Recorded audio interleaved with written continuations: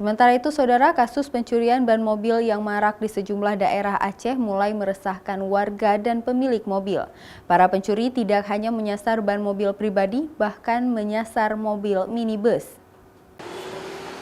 Kapolresta Banda Aceh yang ditemui Kamis pagi meminta masyarakat lebih berhati-hati dan waspada terhadap kasus pencurian yang telah meresahkan warga dan membuat heboh media sosial akhir-akhir ini.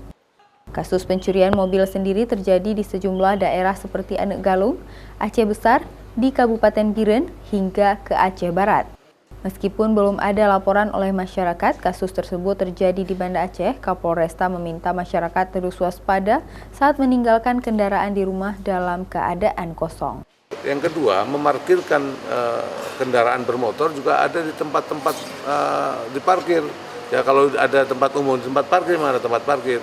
Dan tetap kita harus menggunakan kunci-kunci itu. Tidak hanya kendaraan roda 4, kendaraan roda 2 juga dihimbau kepada masyarakat agar berhati-hati saat memarkirkan, karena pencurian dan kriminal lainnya bisa terjadi kapan saja. Selain itu, petugas kepolisian saat ini terus berkoordinasi dengan sejumlah personil di daerah lain untuk melacak keberadaan pelaku pencurian ban mobil yang telah meresahkan warga di sejumlah daerah. Syahril, Kompas TV, Banda Aceh.